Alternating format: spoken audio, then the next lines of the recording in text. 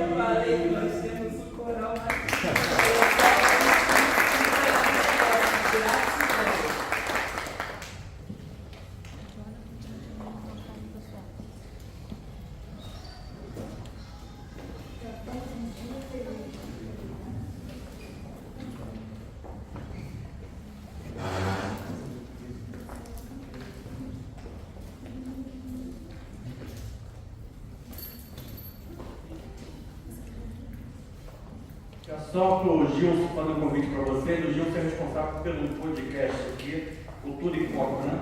Faça um convite para o programa. Boa noite a todos. Aqui não tem, de cantor não tem nada, tem que apresentador. Eu estou aqui para ajudar a explorar o livro dessas mulheres maravilhosas, né, que é alguma coisa que a gente pode fazer para poder alegrar a vida de todos nós. Cantar, quem canta, os bolos de espanta, né? Então vamos cantar. Eu tenho um programa na TV Cidade, canal 9, que é o podcast Cultura em Foco, onde nós tratamos da cultura e a arte dos fazedores de cultura e fazedoras de cultura, não só da nossa cidade, mas da região serrana e no estado do Rio de Janeiro como um todo. Hoje, se vocês forem na TV Cidade, canal 9, no YouTube, colocar podcast Cultura em Foco, eu estou fazendo uma entrevista que está no ar hoje, vai até terça-feira da semana que vem, com o Eduardo Nascimento, que é o assessor do Ministério da Cultura no Estado do Rio de Janeiro. Ele coordena a cultura federal no Estado do Rio de Janeiro, nos 92 municípios do Estado. E, se Deus quiser, na semana que vem, teremos uma segunda entrevista com ele. E depois, meu convidado especial, que já foi convidado, já está na agenda, seria ele, se não fosse o assessor do Ministério, né, da Margarida Menezes, trazendo novidades sobre a Lei Aldir Blanc, que agora é uma lei federal. Né? Não é mais uma situação esporádica, são 5 anos que tem garantido para o governo federal para que o fazedor de cultura possa estar gerindo recursos, né, financeiros dos seus projetos culturais. E o nosso amigo Jorge Ferradeira será um dos próximos entrevistados. Aí você vai passar para o pessoal todo que tem aí o link que eles possam te assistir também nessa matéria que nós vamos fazer com você, que é muito importante para a nossa cultura de televisão. Obrigado, Jorge. Obrigado, Gilson. E só já convidando a Sônia e o Coral para participar de um evento que a gente vai fazer a nível nacional, homenageando os maiores intelectuais brasileiros, que foi o Ribeiro Couto, com a ajuda da Carmen Vargas, da Fundação Rui Barbosa. Nós vamos trazer aqui o Almino, que é filho do Miguel Arraes, junto com o Miguel Arraes, que é diretor da TV Globo, e será um evento, sem dúvida, a nível nacional, pois nós tenderemos prestar homenagem a um intelectual brasileiro, falecido em 1963, que é um homem que já deveria ter sido homenageado. Em Teresópolis, ele era dono da Casa dos Gatos Cinzentos, uma das maiores bibliotecas do Brasil. Um pouco depois, quando eu fui vereador, eu tentei recuperar o acervo já estava doado para a Casa Rui Barbosa, e uma parte do acervo foi perdida, infelizmente. Então, Sônia, você já está convidada para participar do evento.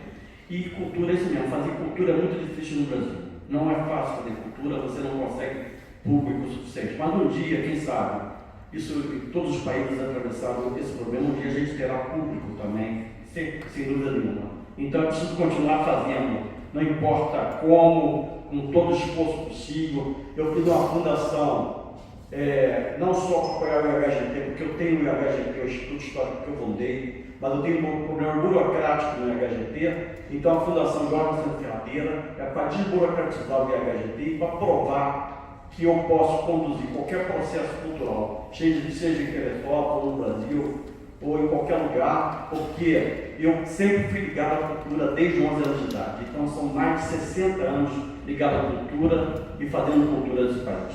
Só um minuto para mim, para apresentar um dos nossos palestrantes.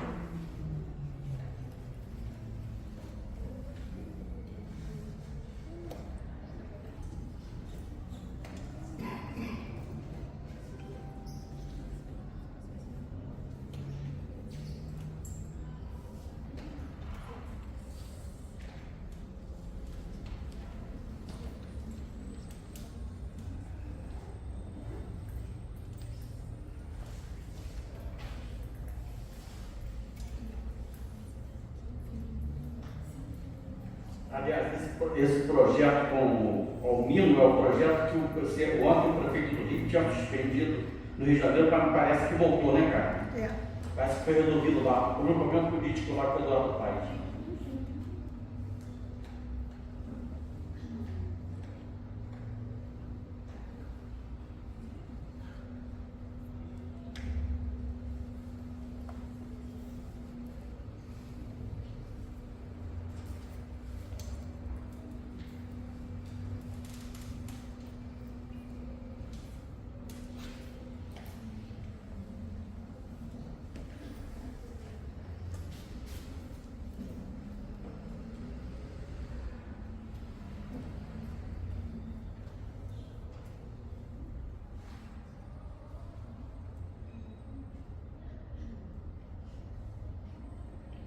Hoje eu estou no toque aqui no WhatsApp, porque tem muita coisa complicada. No teu pessoal? Não, do grupo, pode ser do grupo, onde você quiser.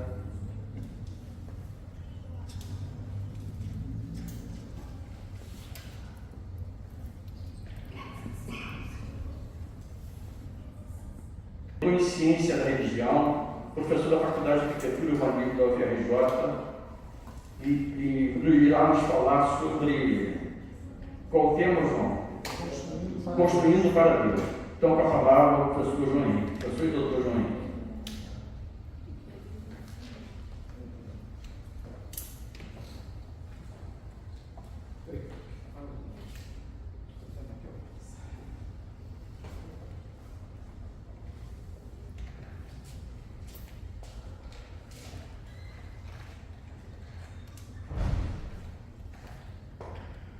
Boa noite a todos e todas.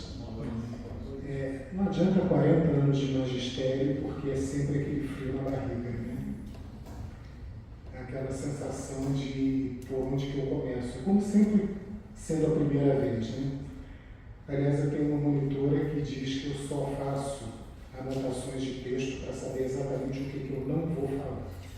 E, sobretudo, daquilo que eu me esqueci. Bom, vamos lá. Eu desejo iniciar agradecendo de todo o coração ao professor Dr. Jorge Ferreira, à Fundação JN Ferreira e ao Instituto Histórico e Geográfico de Teresópolis, também à Igreja Matriz de Santa Teresa, organizadores deste importante evento para a nossa cidade que eu abracei como minha há 21 anos e que me acolheu tão carinhosamente. Aqui me sinto mais em casa do que na minha cidade natal e muito mais em casa do que no Rio de Janeiro, onde vivi 40 anos da minha vida. Queria agradecer de um modo especial também ao colega, mestre e amigo, professor Piratão de Souza, pela indicação do meu nome para participar deste evento. Falar sobre 10 mil anos de história em apenas 20 minutos é um desafio sobre-humano. E creio que se eu conseguir fazer isso, os senhores têm diante de si a pessoa com o maior poder de síntese no planeta. Não sei como andam as suas relações com o Papa Leão XIV, mas é algo para pedir a ele a minha canonização já em vida, porque o milagre já terá sido feito. Desde seu surgimento sobre a face da terra até os dias atuais, os homens construíram muito mais para Deus do que para os próprios seres humanos. Mais que isso, as edificações feitas para o divino, para o sagrado, diferem quanto à beleza, riqueza, materialidade e durabilidade. Tenhamos em mente, para mera ilustração, as pirâmides do Egito. Sobrevivem majestosamente há mais de 4.000 anos, enquanto que das residências dos egípcios, seus contemporâneos, e também dos palácios dos poderosos faraós, restam apenas vestígios arqueológicos. Para que entendamos a relação do homem com o sagrado, tentemos entrar na imaginação e poderia até dizer entrar na alma do homem pré-histórico e tentar imaginar o que ele teria pensado ao ver o primeiro raio cair do céu e destruir uma árvore. O que pode ele ter pensado? Um castigo? Uma bênção? Certamente algo sobrenatural, ou seja, além do natural, além daquilo que ele pudesse compreender.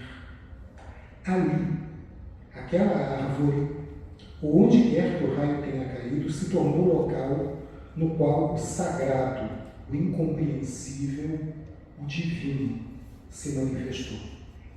É o lugar da hierofania, da manifestação do sagrado. Assim, a primeira, ou mesmo as primeiras arquiteturas dedicadas ao sagrado eram um ambiente natural não construído. Árvores, montanhas, pedras específicas. Todos estes monumentos tinham uma característica em comum do ponto de vista físico. Ligavam a terra, lugar dos homens, ao céu, morada dos deuses. E aí nós temos os alinhamentos de Menires, Lagadiar, na Bretanha, e em Évora, Portugal, eles datam do Neolítico, e sob essas pedras, alerta de spoiler, estão enterradas pessoas. E por que os deuses morariam nos céus? Porque dos céus vem a luz, os raios, os ventos, os trovões, as chuvas. Benignas ou devastadoras manifestações provêm dos céus. Aos céus se deveriam prestar cultos, para garantir seus favores ou escapar de sua ira.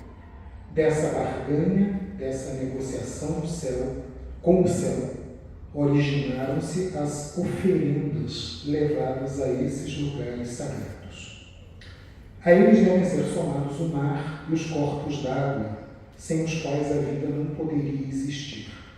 Também os lugares de sepultamentos dos membros dos clãs tornaram-se marcos na ligação entre o céu e a terra, estabelecendo simultaneamente uma conexão com a terra, isto é, do homem com a terra, da sua pertença à terra, isto é, ali enterrei meu pai, ali meu filho me enterrará. E com isto eu crio um vínculo que transcende a minha existência. E também um vínculo com o céu. Sem dúvida, os mais conhecidos são as pirâmides. Agora eu tenho medo que eu não tenha colocado a imagem das pirâmides, não coloquei. Muitos desses monumentos, como o mais conhecido, o de Stonehenge na Inglaterra, funcionavam como cultos para o sol, para o verão. E por que o sol? Por que a importância do sol? O bom sol era sinal da boa colheita, da colheita farta. E, obviamente, que sem dispor de instrumentos que não os próprios olhos, observaram e viram que o alinhamento daquelas pedras fazia-se perfeito quando dava o solstício de verão.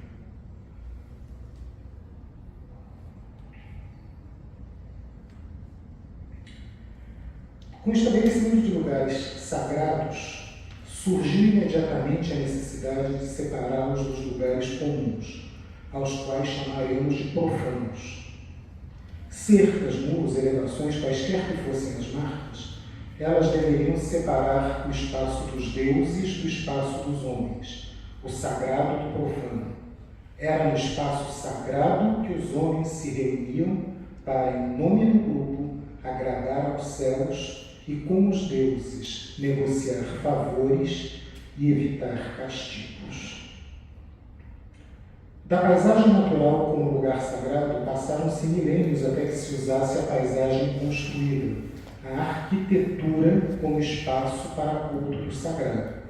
Também esse espaço deveria ser separado do profano por mecanismos físicos, muros, cercas, etc., para marcar que era especial.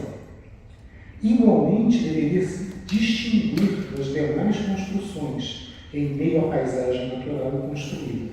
Deveria ser a casa de Deus ou dos deuses na terra. E, como tal, ser tornada o mais digna possível, surge aí o templo. E aí nós temos um dos templos mais arquetípicos, o zigurate de Ur, da cidade de Ur, muitas vezes mencionada no livro do Gênesis, no atual Iraque. Essa é a reconstituição, ele está em ruínas. Houve um projeto de restauração dele pela Unesco, mas infelizmente o Iraque, há mais de 30 anos, não vive um dia de paz. Então, esse projeto foi abortado e, enfim, prefiro não trazer a imagem de como está atualmente, como também não trarei imagens dos monumentos, dos templos na Síria.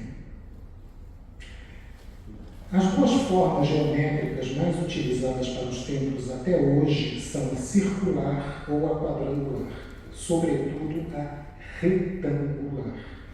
Há simbologias possíveis para a escolha dessas formas, com o círculo representando o sem começo e sem fim, e o quadrilátero, representando os 4 cantos do mundo, os 4 ventos, os 4 pontos cardeais. Ambos, cada um a seu modo, representavam a totalidade do mundo, como se o mundo todo estivesse representado ou coubesse no espaço sagrado. Observem que o próprio zigurate, tal como as pirâmides, que não eram templos, eram monumentos funerários, apresentam uma elevação, isto é, a busca do céu, a busca dos deuses.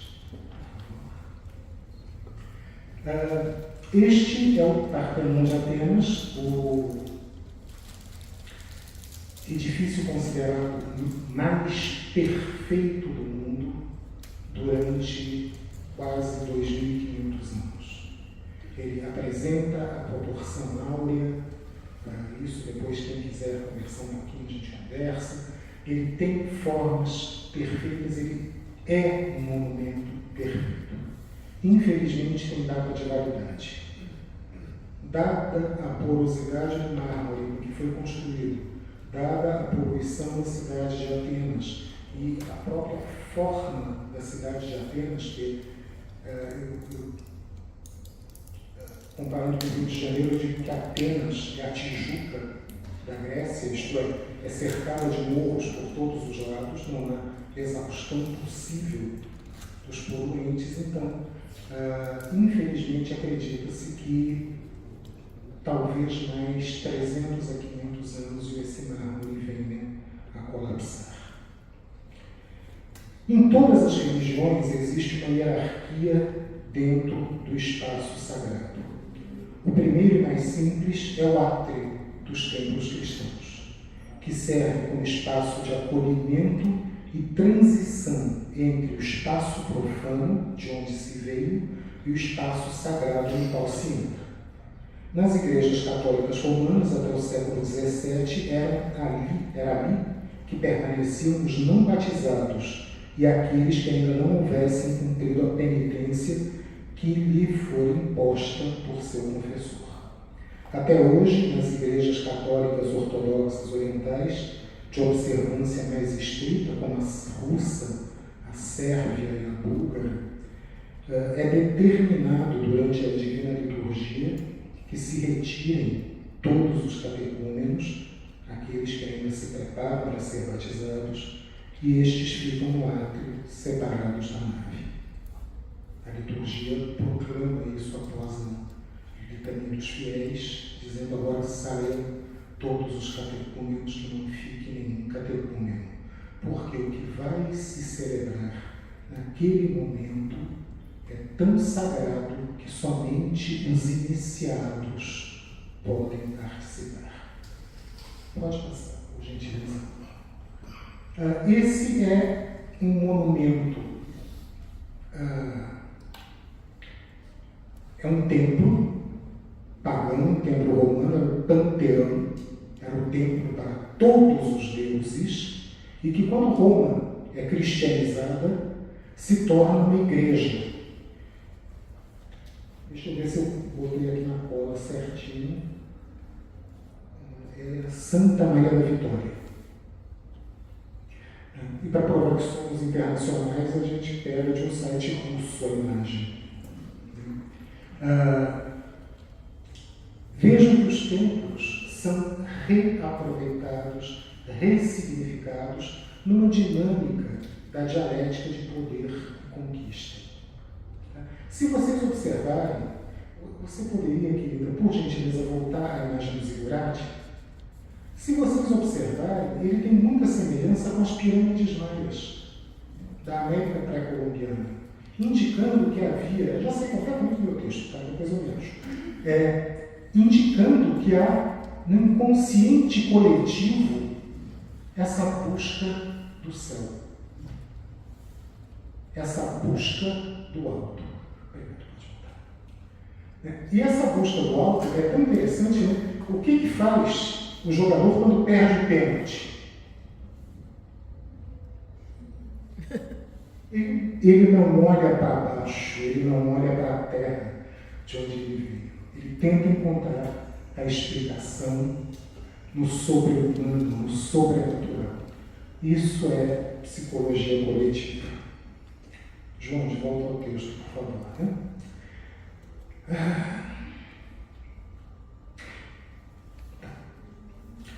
Somente dentro do espaço sagrado existe uma área ainda mais especial, a qual nem todos têm acesso, somente os sacerdotes e pessoas envolvidas no serviço litúrgico. Tá? Já chegou. Nas igrejas católicas ortodoxas, esse espaço é representado pela área na qual fica o altar, separada da nave da igreja pela iconostase, que é uma parede de ícones com 3 portas. Nenhuma mulher pode entrar naquela área, e mesmo os homens só devem entrar se tiverem alguma função. Na igreja católica romana, é o altar com o sacrário, ou tabernáculo, na qual se guarda o Santíssimo Sacramento. Algumas igrejas maiores chegam a ter uma capela própria para a guarda do Santíssimo Sacramento. Nas diferentes denominações protestantes, reformadas e evangélicas, o altar para a celebração da ceia e o ambão ou o púlpito para a pregação da palavra são considerados os lugares mais importantes dentro da igreja. Contudo, dentro da tradição protestante, dada a multiplicidade de denominações e também as igrejas evangélicas não denominacionais, cada qual estabelece qual é o seu lugar mais sagrado. Contudo, normalmente, todos eles estão localizados acima do nível de onde ficam os fiéis, a indicar muito claramente, embora de forma simbólica, que se deve subir para chegar perto do divino. Deixa eu subir para ver se ajuda. Né? É isso. Né? Dentro do cristianismo, Desculpem, pulei. O mesmo raciocínio se aplica ao judaísmo, com Aron HaKodesh, o arcano sagrado, onde se guardam os rolos da Torá, a lei de Moisés, que será lida da Bimá, plataforma elevada, muito semelhante a este púlpito que eu estou usando, na qual são proferidas as bênçãos, além da leitura da porção da Torá. No islamismo, 2 elementos se destacam: a Qibla, a bússola, o nicho na parede que indica a direção de Meca, face à qual todos os fiéis muçulmanos devem fazer suas orações, e o mimbar, a plataforma elevada, podendo ter um assento no qual o condutor das orações se posta para as preces e também para o sermão. Já que o assunto é orientação, é importante lembrar que as mesquitas são sempre orientadas para a Meca, as sinagogas voltadas para Jerusalém, e as igrejas cristãs até o século XIX eram voltadas para o Oriente, onde o sol nasce, em alusão à espera de Jesus Cristo, o sol que não conhece o ocaso. As igrejas da tradição reformada e da tradição protestante abandonaram tal prática desde o século XVI, persistindo em algumas tradições até o século XIX, quando também no catolicismo romano tal prática começou a cair em desuso, sendo praticamente abolida no Concílio Vaticano II. Atualmente, somente as igrejas católicas ortodoxas e as igrejas católicas de rito bizantino, como a greco-melquita, sírio-malabar, a igreja siríaca, é que mantém essa firme observância. Dentro do cristianismo, os estilos variam com o tempo. Eu peguei a ideia daquilo que Jacques Le Goff, um grande historiador francês já falecido, chamava de os arranha-céus de Deus. A busca desesperada do homem de tocar os céus. A Catedral de Colônia, a chamada Catedral dos Reis Magos, e a Catedral de Milão, o Domo de Milão, que demorou quase 800 anos para ser completado. Mas notem a ideia da busca da verticalidade. A Basílica de São Pedro já pertence a um outro estilo, também construída ao longo de 120 anos. Ela vem de um estilo que é chamado de maneirismo, passa pelo Renascimento e é concluída no Barroco. Aqui, de certa forma, gente, eu vou ter que pisar nesse meu acelerador. De certa forma, após a Reforma Protestante, iniciada em 1517 por Martinho Lutero, meu querido colega falará muito melhor do que eu sobre isso, as igrejas protestantes passaram a ignorar questões estilísticas de época, por as considerarem supérfluas. No catolicismo romano, principalmente nas colônias da América, incluindo o Brasil, o estilo barroco, caracterizado por muita exaltação da dramaticidade das pinturas e imagens de santos, foi predominante. As igrejas de Ouro Preto, Mariana, São João del Rei, Tiradentes, Paraty e algumas das cidades do Rio de Janeiro, como o Mosteiro de São Bento, que é a igreja abacial de Nossa Senhora de Montserrat, e a igreja da Ordem Terceira da Penitência e a igreja de Santo Antônio, são exemplos claros desse estilo. Aqui nós temos o Mosteiro de São Bento, que se caracteriza, como boa igreja barroca, por austeridade no exterior. O exterior é a nossa vida terrena, é a nossa vida que passa. É simples, é pobre, é passageira. O interior é o brilho da vida eterna, é o brilho da eternidade. Por isso, exteriores pobres, singelos e interiores suntuosos. É o caso, por exemplo, daquela igreja que tristemente desabou no mês de fevereiro, me corrijam se eu estiver errado, a igreja de São Francisco em Salvador, matando um turista por falta de conservação. Era uma das mais belas igrejas da América, com talhas em ouro, com talhas de madeira em ouro, e por falta de conservação teve o teto desabado. Tal como ocorre no cristianismo ortodoxo, onde as igrejas são construídas segundo as tradições culturais grega, russa, sérvia, romena, georgiana. No catolicismo romano, alguns grupos étnicos construíram suas igrejas segundo suas tradições culturais. Como se vê, por exemplo, no sul do Brasil, com várias igrejas construídas em estilo alemão ou italiano, de acordo com o grupo étnico predominante naquela região. Nossa cidade, que teve elementos ingleses e dos povos originários em sua fundação, herdou da presença alemã uma influência arquitetônica que se fez ver nas igrejas.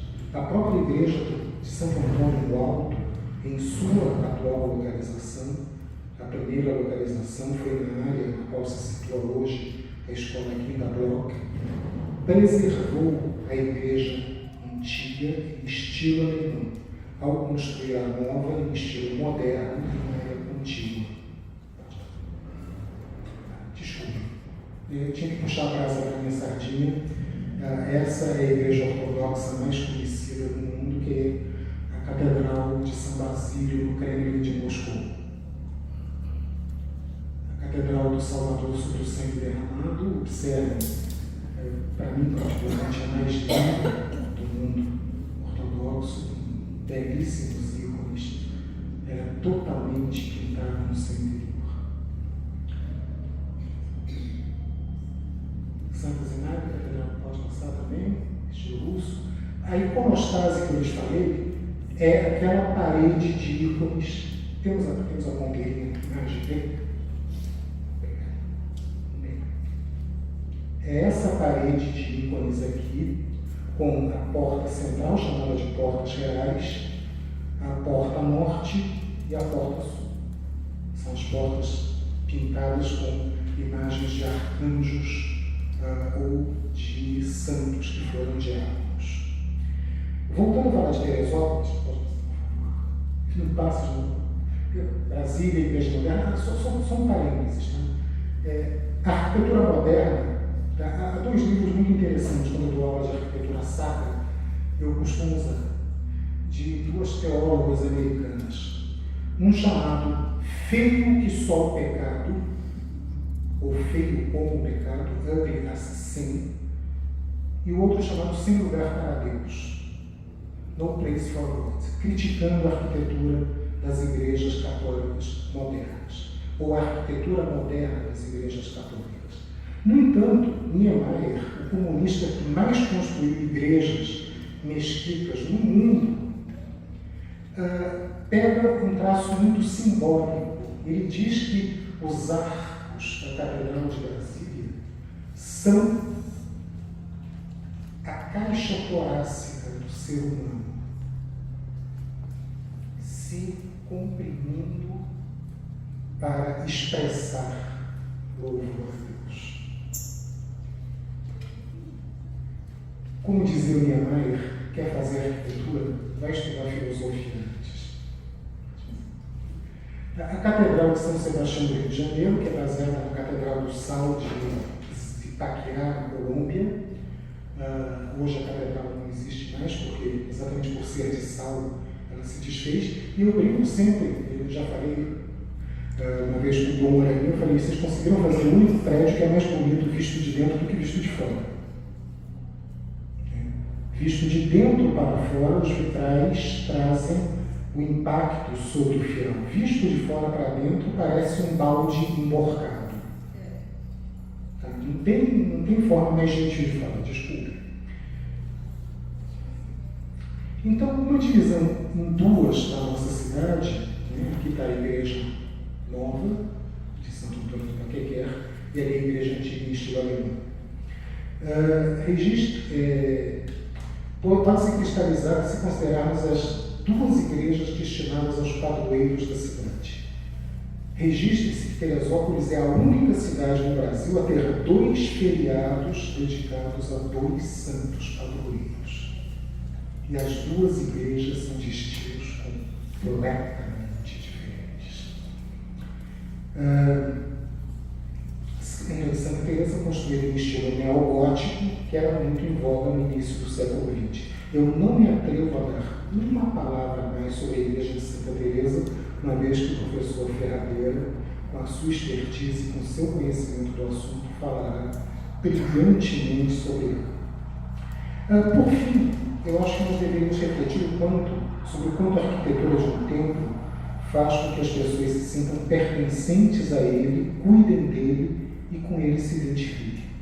Muitas expansões ou reformas de igrejas necessárias pela sua manutenção ou pelo aumento do número de paroquianos devem levar em consideração que não haja descaracterização do templo, para não romper o vínculo que cada um dos fiéis tem com aquele templo específico, como lugar de devoção, de culto, de afeto e de memória. Concluo a pergunta: o que se busca quando se entra em uma igreja? Certamente um momento de intimidade com o sagrado. Porém, por serem as igrejas espaços comunitários e coletivos, cria o paradoxo de várias pessoas buscarem a intimidade com o sagrado, o divino, em um espaço coletivo. Acho que resumindo. Isso. Não sei a data desta foto, busquei na internet não referenciada. Isso. Obrigado. Está vendo? Ter autoridade na sala é isso, né? Conclua, isso, porém, gera uma partilha de busca entre os que compartilham o mesmo espaço. Assim se formam os dois braços da cruz, o vertical ligando ao sagrado e o horizontal ligando, irmanando as pessoas. Agradeço a infinita paciência com que vocês me ouviram e peço desculpas por haver excedido o tempo que me foi atribuído. Portanto, estou isento e dispensado de canonização. Muito obrigado.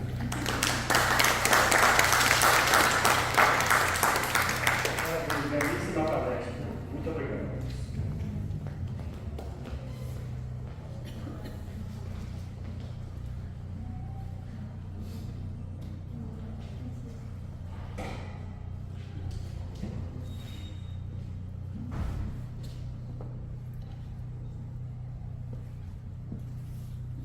O protestantismo por redeferação. O Ed tem formação missionária do Instituto Metodista de Formação Missionária, atua de forma efetiva em agência missionária desde 2012, no âmbito profissional Master Muslim, formado pelo IBCI of Canadá, atuando nas áreas de marketing estratégico, visitação de Getúlio Vargas, Temex, Escola Superior de Propaganda e Marketing. Com a palavra, professor Eder.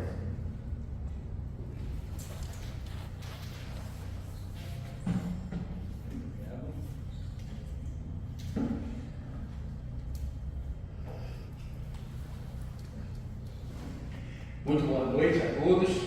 Quero aproveitar esse breve momento para poder agradecer primeiro ao meu querido amigo, vizinho, Deus deu de presente, Dr. Jorge Ferradeira, junto com a sua família, a qual a gente, nesses últimos anos, a gente pôde estreitar uma amizade e longas conversas, no nosso tempo de lazer juntos, E para mim é sempre muito enriquecedor poder desfrutar de tanto conhecimento, de tanto equilíbrio nas suas ponderações, e a gente pode, mesmo talvez sendo de religiões diferentes, mas poder dialogar de maneira amorosa, amistosa e sempre muito enriquecedora. E agradecer a cada um de vocês aqui pela oportunidade de me dar esse privilégio de poder contar um pouquinho da história do protestantismo, que, olha, infelizmente, na verdade,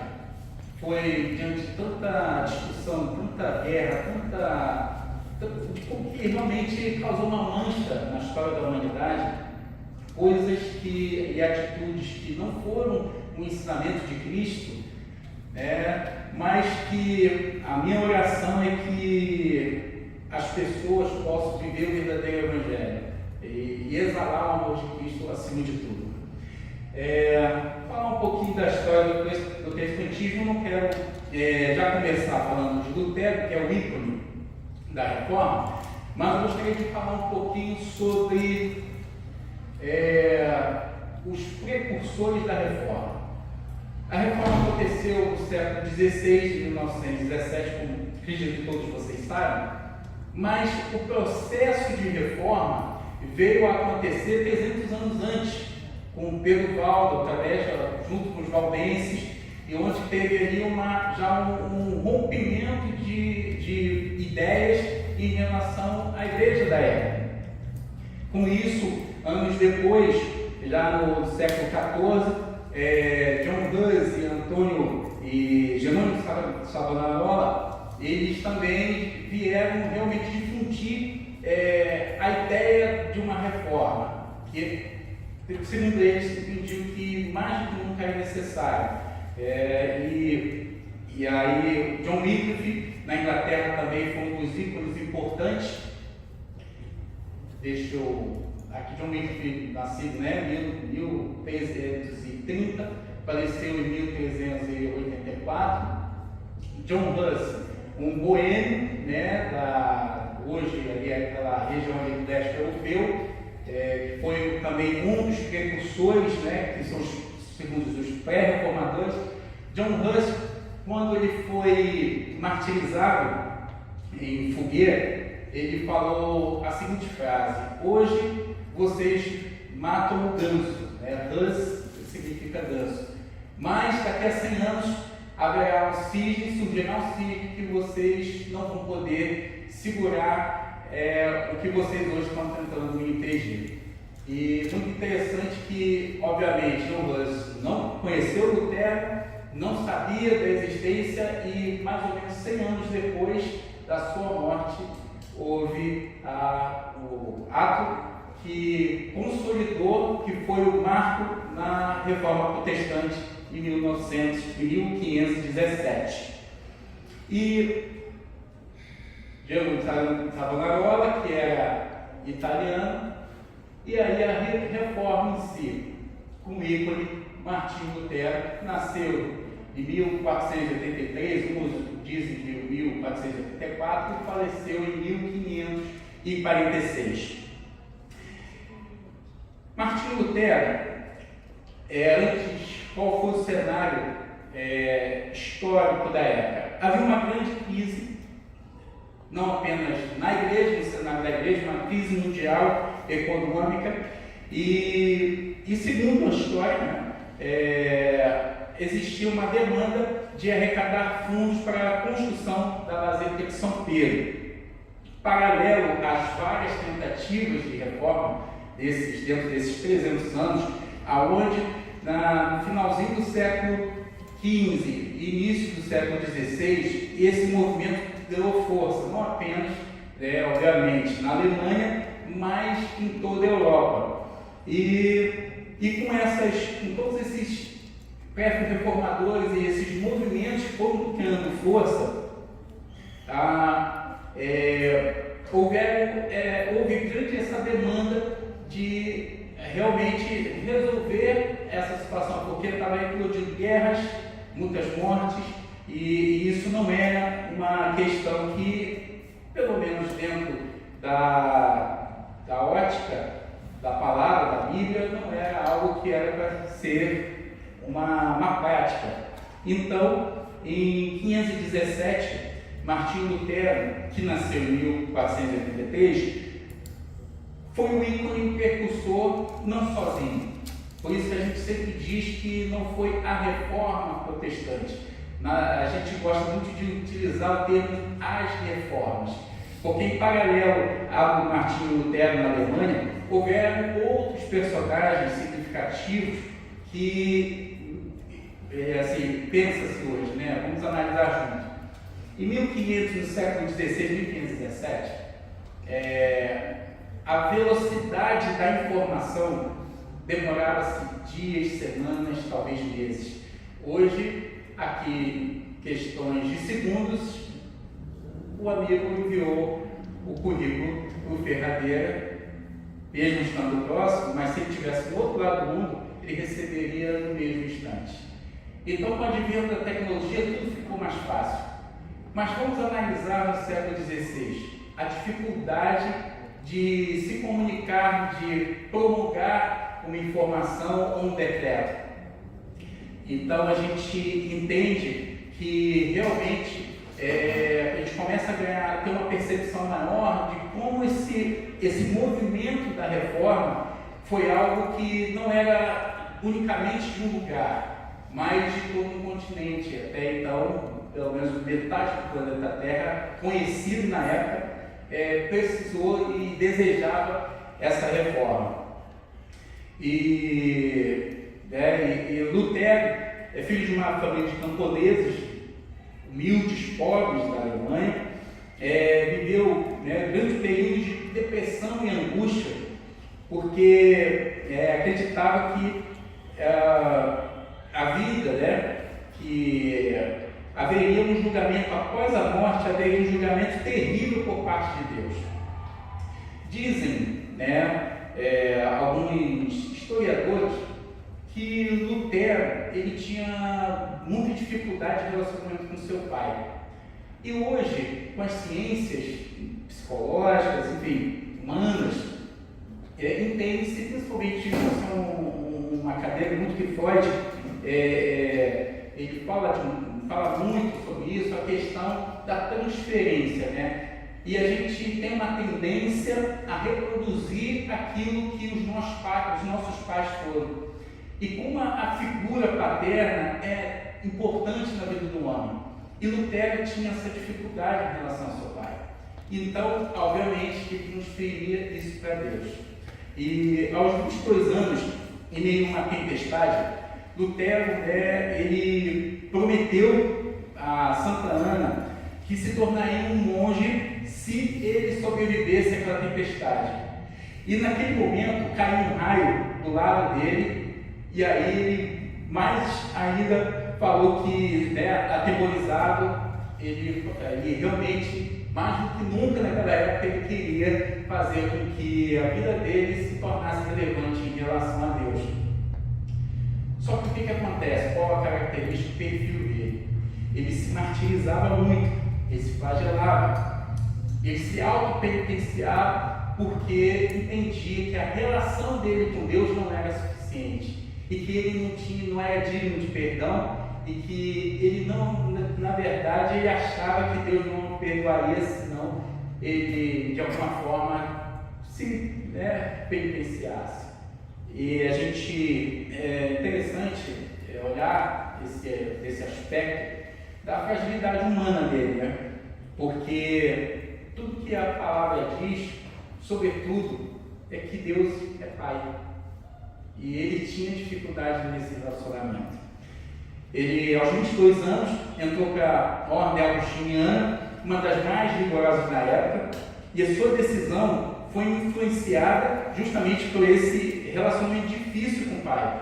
Não apenas pelos valores que Agostinho ensinava e praticava, mas sobretudo porque ele queria que a relação, ele queria de alguma forma, dentro dos seus próprios esforços, restaurar esse relacionamento e o perdão de Deus. E chegou a dizer um dia que ele odiava Deus porque ele era atormentado pela ira divina e pelos seus pecados.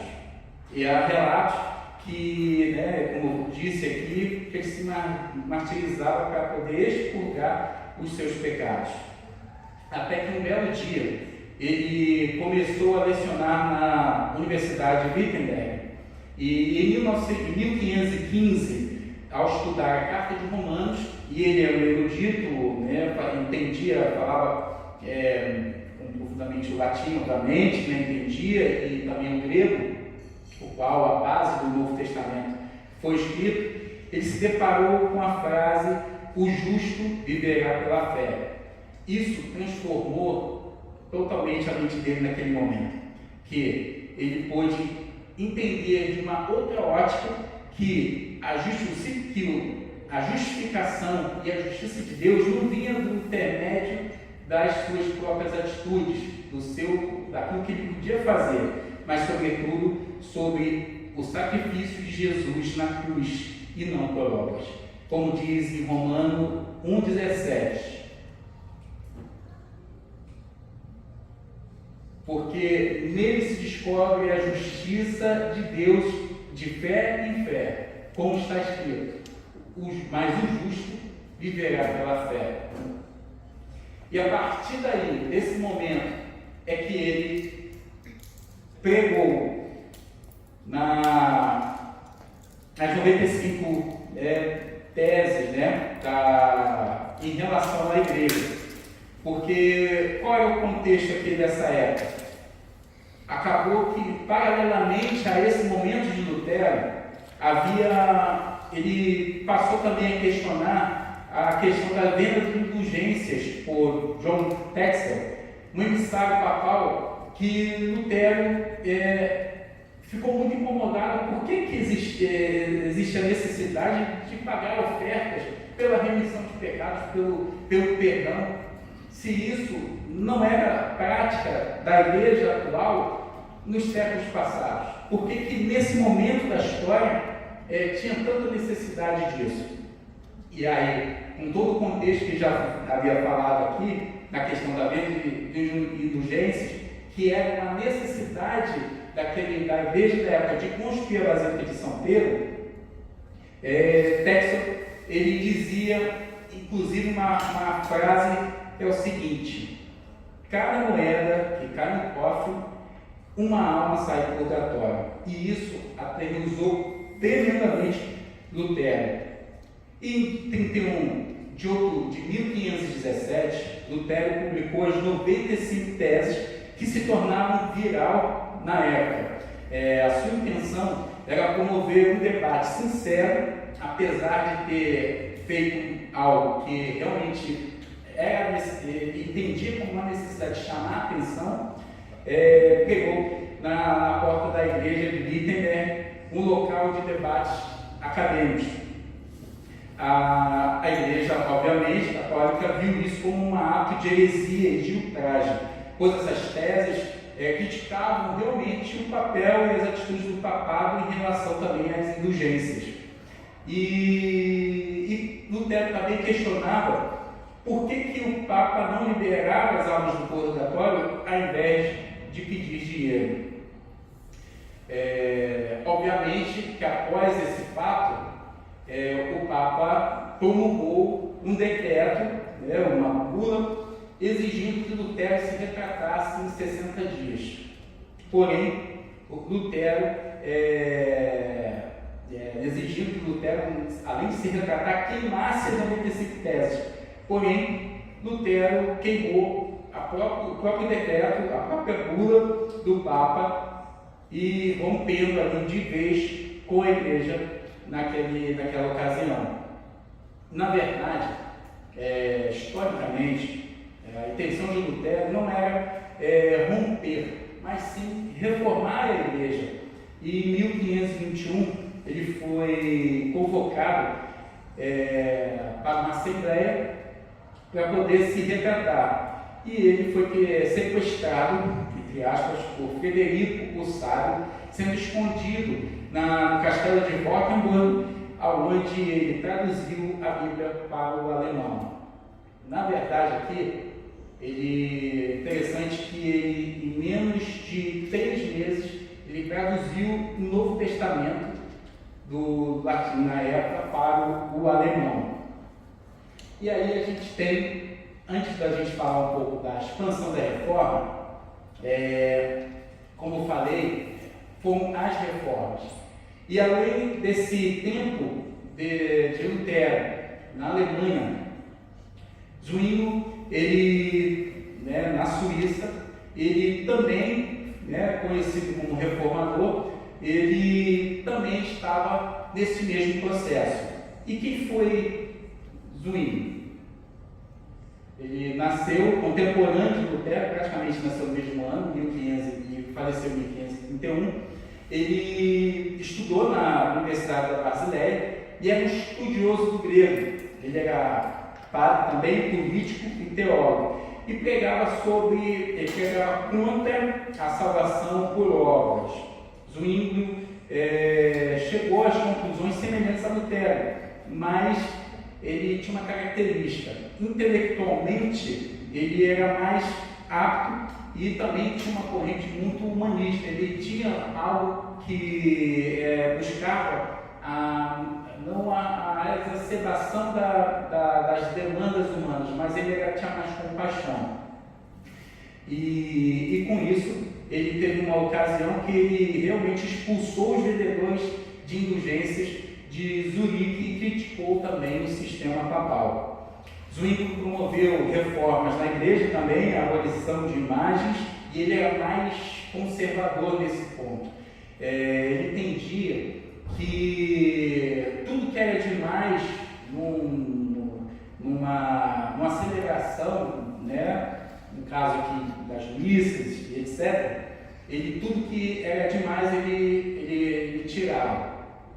E interessante aqui que ele tirou, né, todos os cantos, principalmente, o que Lutero, ele sempre tinha, ele gostava da música, de meio às celebrações, às reuniões.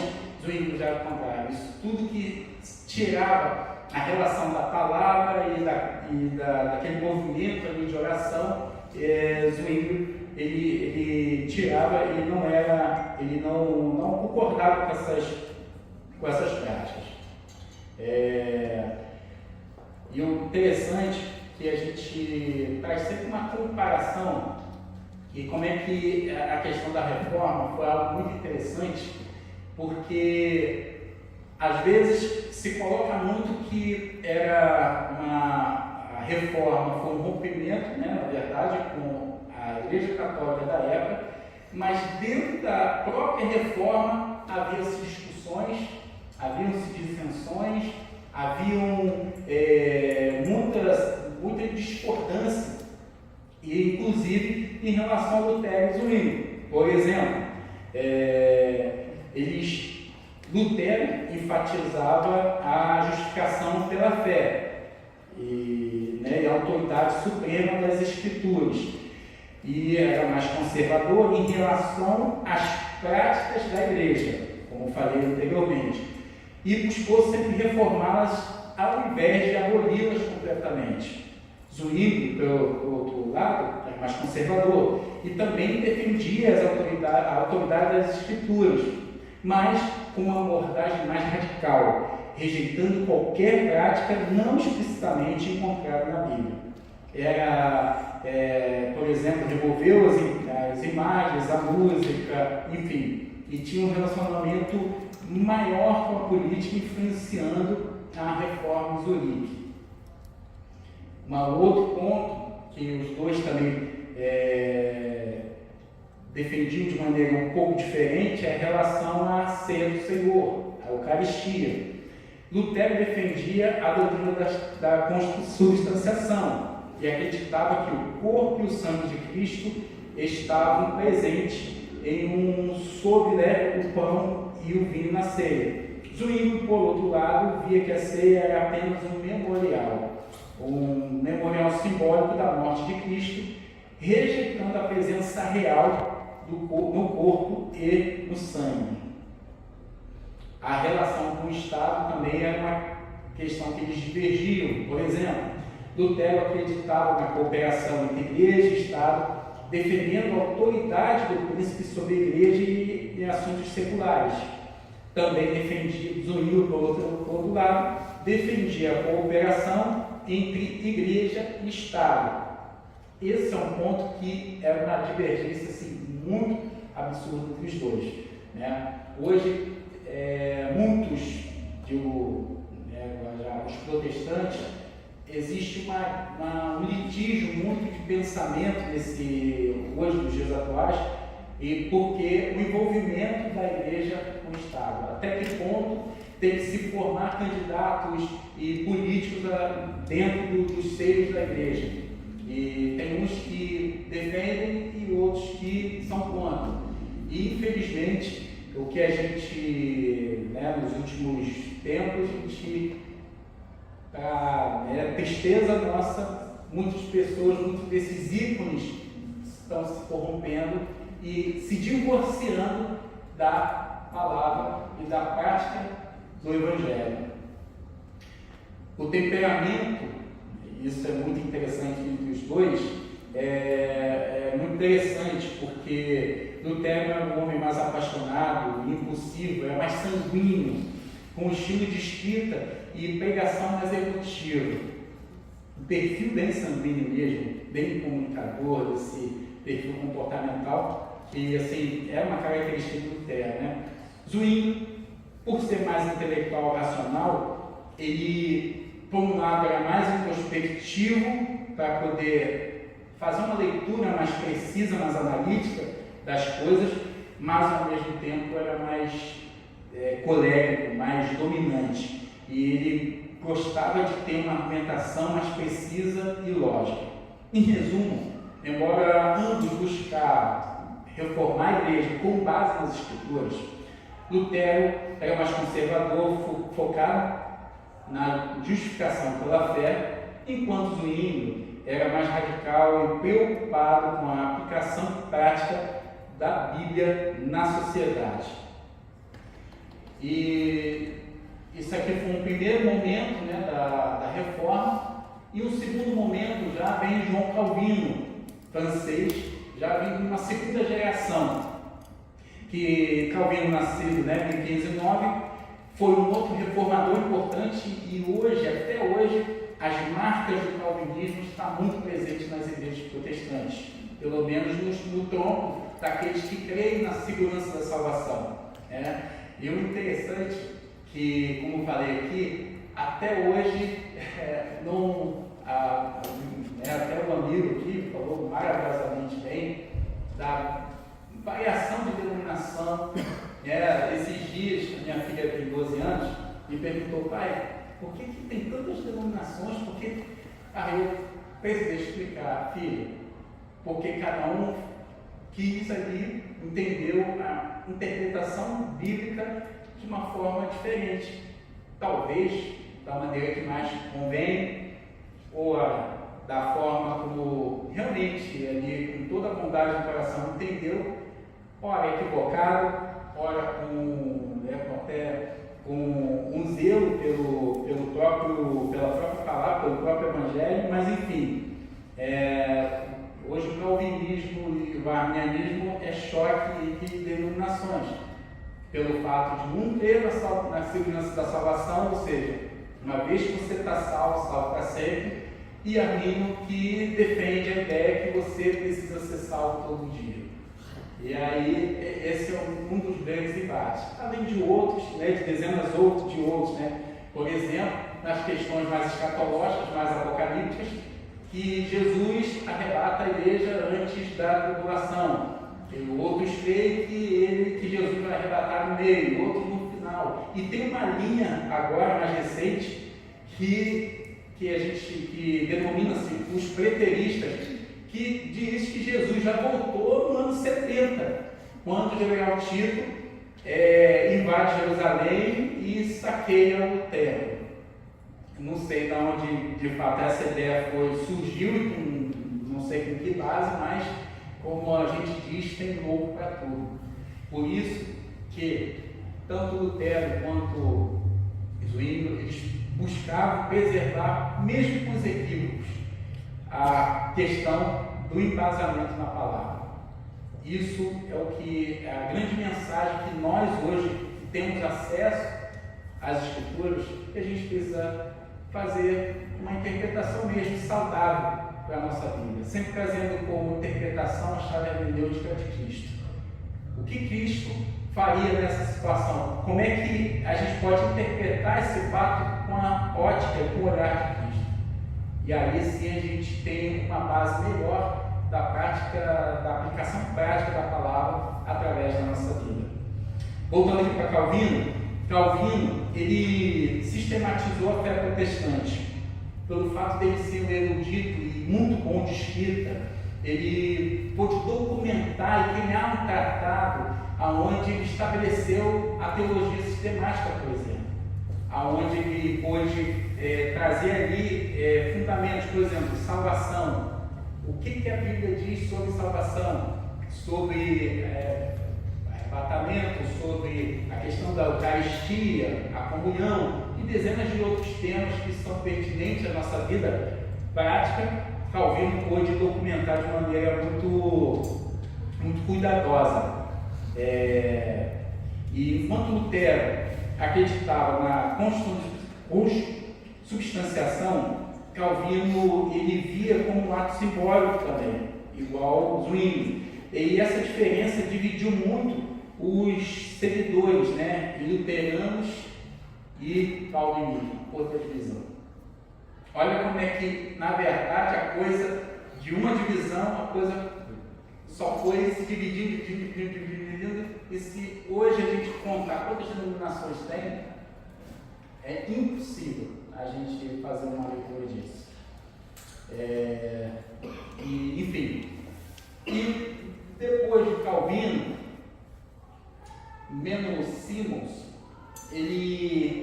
isso aqui é muito interessante, esse personagem, porque veio os anabatistas, que já foi um outro segmento durante a segunda fase da reforma.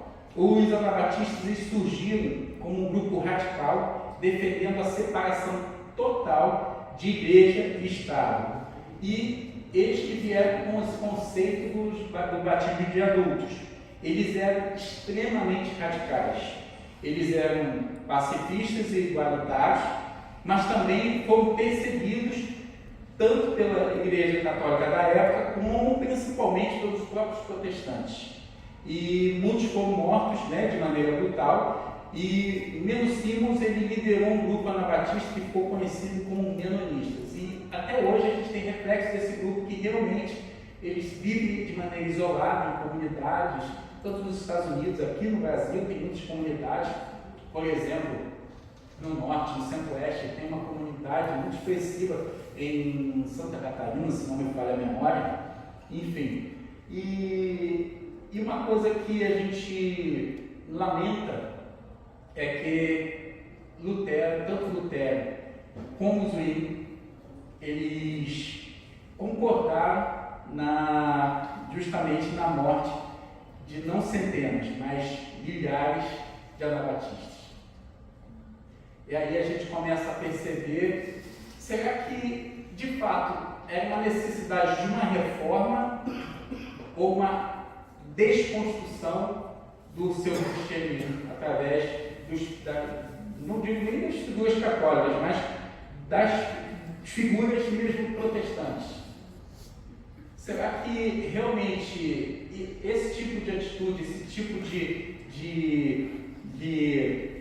evento, será que realmente estava no coração de Cristo? Porque se eu digo que eu sirvo a Cristo, a gente até conversou isso um dia, né, Fernanda? Se através da minha vida eu não refletir a Cristo, eu preciso rever o Evangelho que eu vivo. E isso é o que eu fico me perguntando quando eu estudei e preparei até essa palestra, porque mais do que a gente apenas aprender história, é o que quais são os ensinamentos para o dia de hoje e para a nossa vida, de maneira que a gente venha transformar a vida do outro, transformar a sociedade. Todo esse legado, infelizmente, algumas coisas boas, mas na minha opinião, muitas coisas terríveis foram praticadas.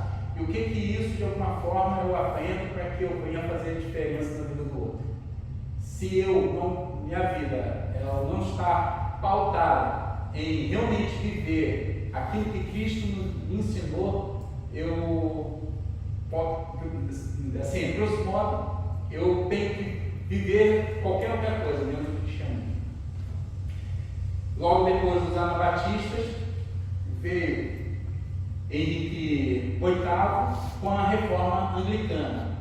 Aqui, muito mais do que muito mais que uma intenção religiosa, veio uma intenção política. Henrique VIII era rei da Inglaterra e queria se divorciar de Catarina de Aragão para ter um herdeiro, porque ela não podia gerar filhos.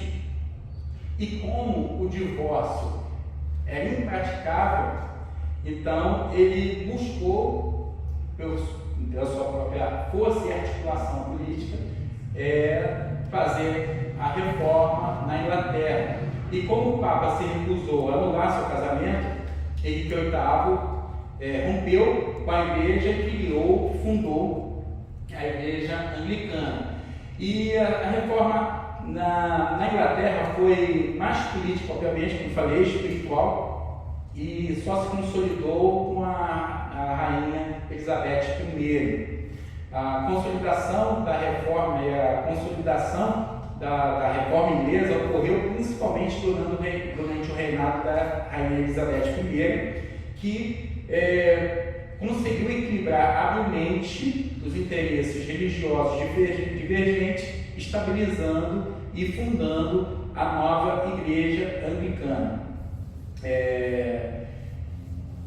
Aí a gente consegue ver aqui qual a influência calvinista na igreja da Inglaterra. A escola de teologia, né, de Calvino influenciou profundamente a Inglaterra, levando muitos a se tornarem mais reformados. Na segunda fase da igreja anglicana, já com a rainha Elizabeth, ela ganhou densidade e identidade própria, considerando-se, né, uma força significativa no movimento reformador inglês. A teologia calvinista, portanto, é uma das principais influências na formação da igreja anglicana e da igreja episcopal. Hoje, a igreja anglicana, que cedia na Inglaterra, o chefe da igreja é hoje o monarca Rei Charles III. Então, sempre o líder da igreja anglicana sempre foi o rei da Inglaterra. Apesar de hoje a igreja anglicana que se espalhou no mundo ter um outro líder que já não era na monarquia, mas ainda a igreja anglicana inglesa tem força e tem uma especificidade por causa da monarquia. E diante disso tudo, desses fatos históricos, obviamente que houve uma rechaçada ao movimento reformador. Então, houve um grande acontecimento que era a Contra-Reforma Católica. Diante da Reforma Protestante, a Igreja Católica não permaneceu inerte, obviamente, e iniciou uma Contra-Reforma, e que novas ordens monásticas surgiram, como a de Teresa de Jesus e a Companhia de Jesus, fundada por São Inácio Loyola. E o ponto culminante foi o Concílio de Trento, devido aos conflitos políticos, e esse concílio durou 18 anos, entre 1545 e 1563. O Concílio de Trento declarou oficialmente que os protestantes reformados eram hereges, rejeitando as suas doutrinas, e também promoveu reformas internas, tanto como questões administrativas quanto espirituais, e a igreja começou a revisar mesmo os seus valores, como evidenciado pelo Papa Leão XV, que solicitou realmente que Lutero reconsiderasse algumas de suas teses. A condenação de Texel como vendedor de indulgências e a reformulação de conselhos, especialmente o Conselho de Trento, que foram passos importantes nessa revisão. E durante todo esse período da reforma, algo bom, em termos gerais na humanidade, foi um marco que pôs fim a mais de 1000 anos de obscurantismo. E só através disso pôde haver ciência, pôde haver a democratização do conhecimento. Também ajudou muito a questão do aprimoramento da imprensa por Gutenberg no século XV, finalzinho, meados do século XV, que pôde realmente difundir o conhecimento. E, obviamente, que não é a reforma em si que ocasionou isso, mas foi um marco que realmente trouxe bastante especificidade a essa promulgação do conhecimento e do humanismo, enfim, né? A gente, como eu falei aqui, as imperfeições dos reformadores, que para mim é realmente lamentável, e é interessante que tem aqui um texto que os reformadores, apesar de serem usados por Deus, tiveram falhas. Lutero era antissemitista, admirado por Hitler e seus escritos nacionalistas alemães. Calvino consentiu com a pena de morte em Genebra, e Zwingli também perseguiu e afogou muitos anabatistas. Isso lembra também que o homem é falível e não devemos idolatrar os reformadores, tanto como foram os instrumentos de Deus, apesar das suas imperfeições. A grande, em termos de práticas teológicas que foram mais significativas dentro do universo da Reforma, foram as 5 solas de Lutero, que em latim sola fide, apenas pela fé, sola gratia, somente pela graça, solos Christus, somente por Cristo, sola Deus, somente dá glória a Deus, e sola Escritura, somente a Escritura. E além disso, surgiram novas denominações a partir daí, como a luterana, a calvinista, a anglicana, e o poder da igreja nessa época sobre o Estado diminuiu. A igreja foi traduzida de diversos, a Bíblia foi traduzida para diversos idiomas, tanto que no século XVII existe um fato muito interessante, que o William Tyndale, um inglês, foi um dos primeiros a traduzir a Bíblia sobre o patrocínio do rei James, o rei Tiago, traduzido para o português. E, enfim, a gente entende que até antes do século XVI, qualquer um que falasse ou proclamasse, por exemplo, o Pai Nosso sem latim era morto. E, por um lado, graças a Deus que houve realmente essa expansão do conhecimento, principalmente da palavra, na nossa língua, para que nós hoje viéssemos desfrutar desse conhecimento e da palavra de Deus, não ficando ali guardada as 7 chaves ali para um grupo pequeno.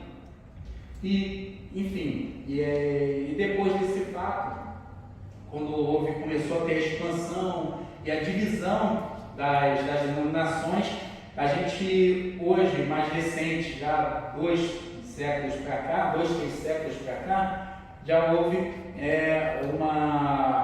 algumas características que foi muito benéfico, não apenas para a igreja protestante, mas sim para a igreja cristã de uma maneira geral, liberdade para novas interpretações bíblicas, surgimento de novas comunidades, surgimento de avivamentos religiosos que realmente foram significativos, ora, outros equivocados, mas a gente tem um surgimento logo depois do século XVI da igreja presbiteriana, que teve que teve sua ali no século XVI na Suíça e na Escócia, fundada pela teologia, com base na teologia de João Calvino e organizada pelo escocês John Knox, que estudou em Genebra junto com o aluno, na verdade, de Calvino. A gente teve aqui a expansão da igreja presbiteriana, que teve uma grande força nos Estados Unidos, Escócia, América Latina, e no Brasil chegou aqui em 1859. A Igreja Batista, que teve já o seu início no século XVII, na Inglaterra e na Holanda, e seus fundadores, John Smith e Thomas Hales, que eram dissidentes dos puritanos que romperam com a Igreja Anglicana. Mais uma vez, divisão. A expansão também dos batistas. Os batistas são muito fortes nos Estados Unidos, e vieram para o Brasil e hoje é uma das denominações muito fortes. Acho que dentro do protestantismo, batistas e presbiterianos são os que mais guardaram os ensinamentos da palavra, não se dividiram nesses movimentos, alguma parte sim, os neopentecostais, né? Em seguida, também no século XVIII já, na Inglaterra, John Wesley fundou, né, apesar de ser sacerdote anglicano, ele fundou o metodismo, apesar de, na verdade, ele deu o start à igreja metodista. Ele não chegou a ser metodista, mas ali ele até hoje é reverenciado pela prática de fé que ele teve, né? E a expansão da igreja presbiteriana, por exemplo, foi para os Estados Unidos também e chegou no Brasil em 1836 com missionários americanos. E hoje, dentro do protestantismo, a igreja que tem maior número de membros é a Assembleia de Deus, que já deu início já no século XX nos Estados Unidos e, né, que foi ocasionada em 1906 com o avivamento da Rua Azusa, em Los Angeles, e no Brasil ele veio para cá e foi fundado em 1911 em Belém do Pará, né, através dos missionários suecos Nahiri e Daniel Berger. E a expansão se tornou, né, hoje a maior denominação no Brasil por conta da grande influência política e popular. Por que a Assembleia de Deus ela ganhou tanta força e um crescimento muito exponencial no século XX? Porque os assembleianos eles ordenam pastores sem ter um seminário teológico. Então, todo aquele que tem um poder de retórica, aquele que tem uma facilidade de comunicação e tem um carisma diferenciado, eles rapidamente já levantam a pastor e eles enviam ele para uma localidade. Então, ganhou muita força e ganhou um crescimento muito gigantesco e hoje mais da metade dos protestantes no Brasil são pertencentes à Assembleia de Deus. E a partir não apenas da Assembleia de Deus, mas das outras denominações, mas a maioria dessas novas denominações, já do final do século XX para agora, do século XXI, que eram oriundos da Assembleia de Deus, que foi também, são originárias divisões, de discordâncias, e aí a gente tem hoje esse emaranhado de denominações. Para poder concluir, a reforma protestante de fato, ela influenciou profundamente muitas questões, não apenas no aspecto religioso, mas científico e desenvolvimento da humanidade, mas o que ela traz, principalmente na minha opinião, em termos de legado, é essa reflexão. Será que as divisões, será que a prática de vida, as decisões baseadas no eu e não na palavra, não em Cristo, será que elas são realmente relevantes para o nosso viver? Será que a reforma, de fato, foi uma reforma saudável? Com certeza não.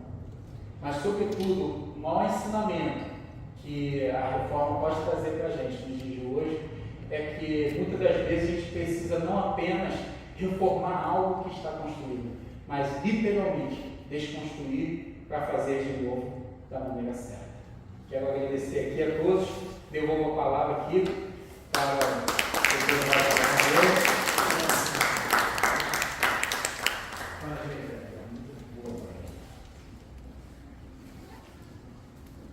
Bom, a gente vai fazer algumas perguntas, depois eu sorteio o livro. Eu vou começar perguntando ao João Henrique, porque eu acho que merece comentário, a questão das medidas áureas do paternal. E isso tem um detalhe curioso. Hoje à tarde eu conversava com o imã, o líder muçulmano, convidando ele para vir no dia 22 aqui, e a gente estava falando de matemática e física. E a gente comentou esse assunto. E eu gostaria que você comentasse isso, porque eu acho importante. Eu acho que eles também. Ok, muito obrigado. A proporção áurea, o número é considerada a expressão matemática mais perfeita.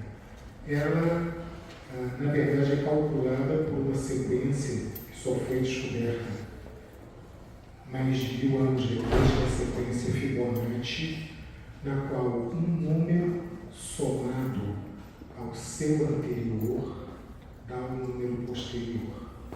Então, 1, 2, 3, 5, 8, e vai indefinidamente. Isso gera uma espiral, dentro da qual, ou na espiral, que existe na natureza, que é a concha de um molusco hoje extinto, o Nautilus, mas essa espiral se circunscreve em um retângulo perfeito e pode também ser fracionada em quadrados, triângulos e circunferências. Não apenas o Pártano tinha a proporção áurea na sua fachada, mas 2 outras edificações, professor. Assim, várias outras, mas eu citarei 2 assim, de maior impacto. Uma que é um monumento funerário da Índia muçulmana, que é o Taj Mahal, e a Catedral de Notre-Dame de Paris. Se elas forem desenhadas, se for feito um croquis, eu não sou arquiteto, desculpe, sou um mero professor de arquitetura, mas se for feito um croquis e dentro desse croquis começar a se fazer essa espiral, se verá que esses monumentos são plenos dessa proporção áurea na sua fachada. Então, é uma busca, é a busca do belo. Né? Os gregos antigos usavam uma filosofia chamada kalos karagathos, né? O belo e o bom. E era essa busca da beleza que impulsionou a construção do Pártano, né, e também toda a sua decoração. Ele é projetado por Fídias e é decorado por Calícrates no século V a.C., sendo um pouco difícil precisar da datação exata da sua fundação. E ao contrário do que se pensa, não era um monumento branco, ele era pintado.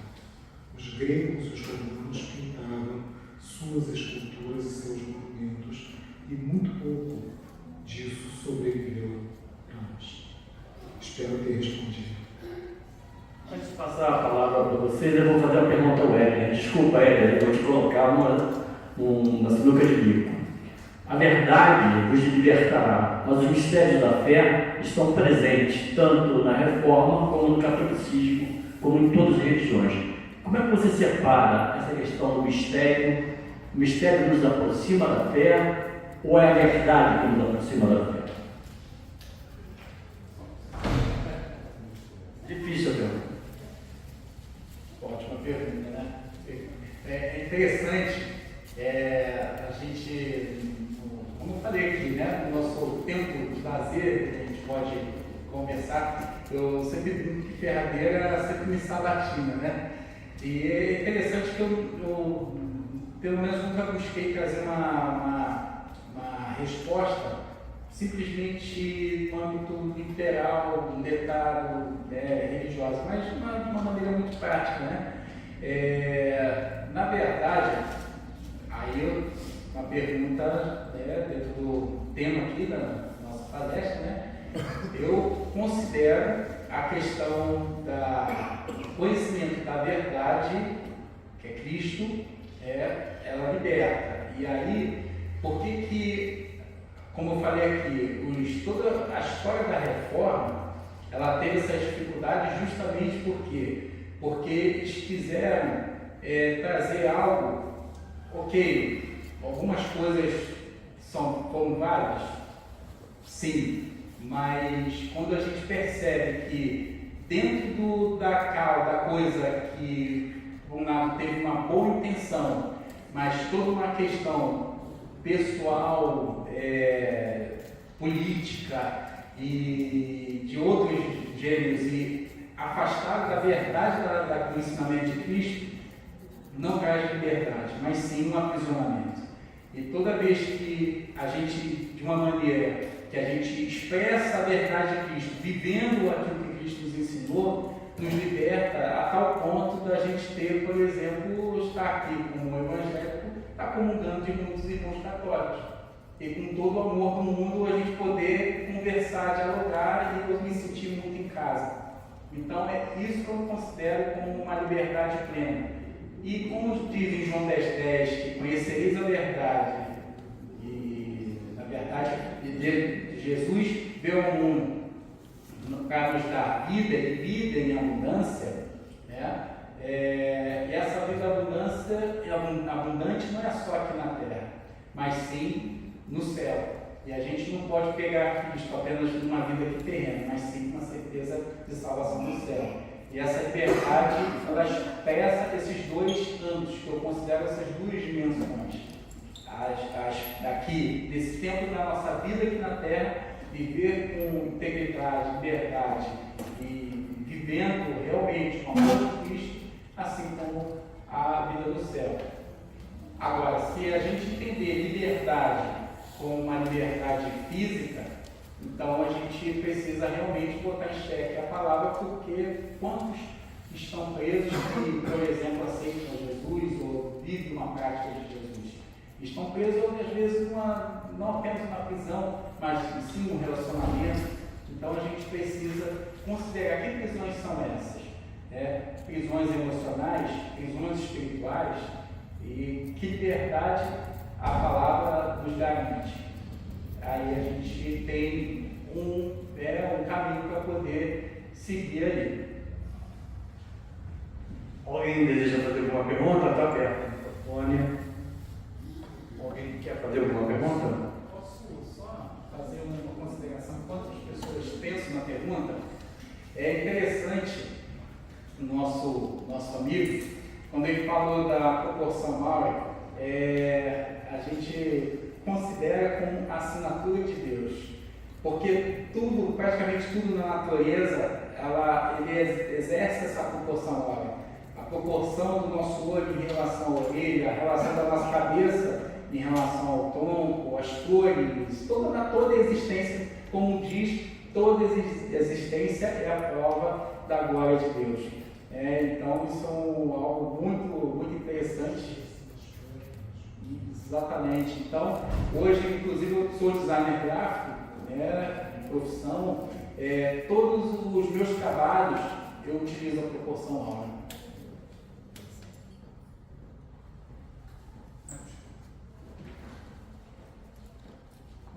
Só um detalhe, quem viu o Código da Vinci, que na verdade não se baseia em algo concreto, tem o Código de Fibonacci, o Fibonacci tem o homem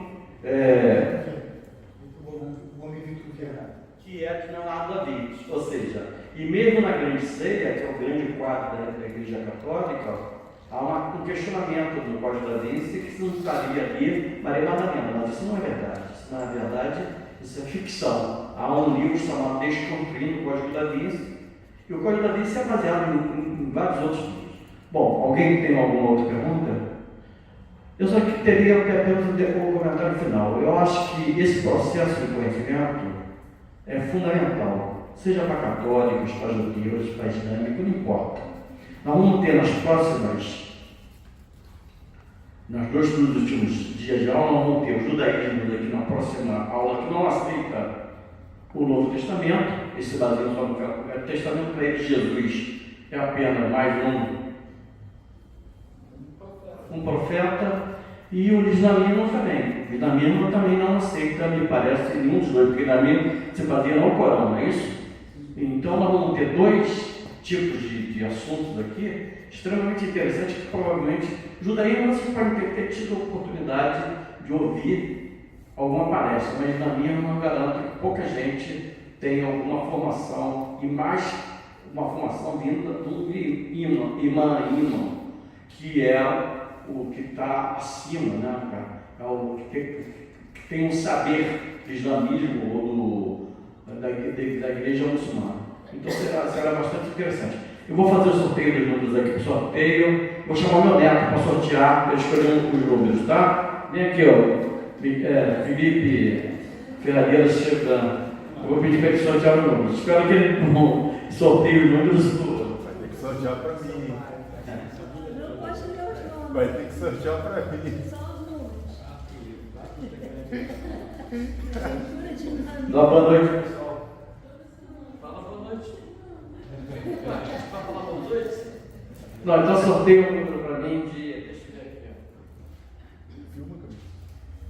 É um número só, de 1 a 42. O primeiro livro vai ser a lei orgânica.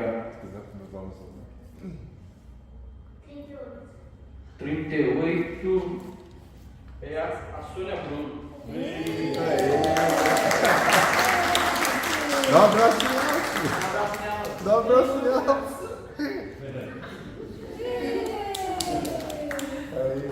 Não, mais rápido. São mais 3, mais 3. Deixa na foto.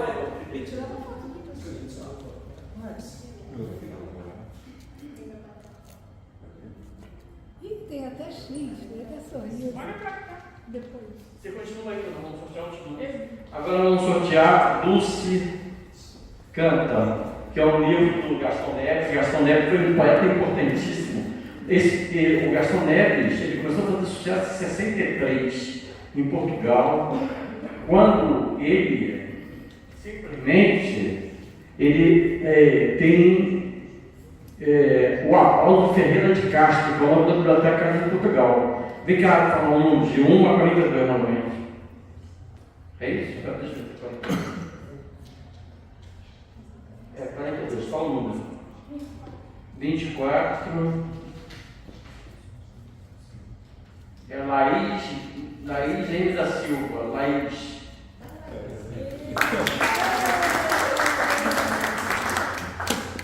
Entrega ela. Entrega ela. Dá um abraço. Dá um abraço.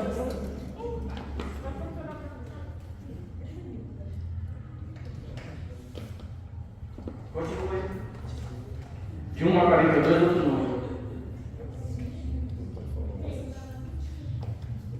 3 não está aí. Renata Guerra, tá? Não, só tem outro número. 5 também não está. Rita de Cássia. Outro número.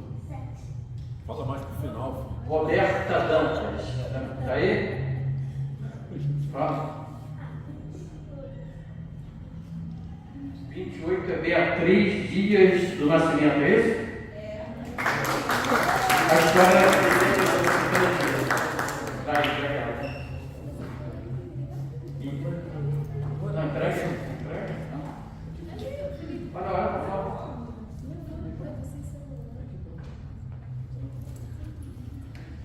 E esse livro que é um livro de arte que é difícil de conseguir, muito difícil. Vamos ver quem vai ser o Felizardo de Gabriel. 1 a 42 fala o número.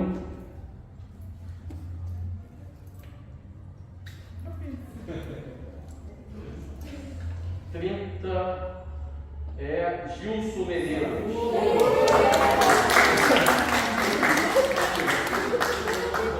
Não teve mais melado.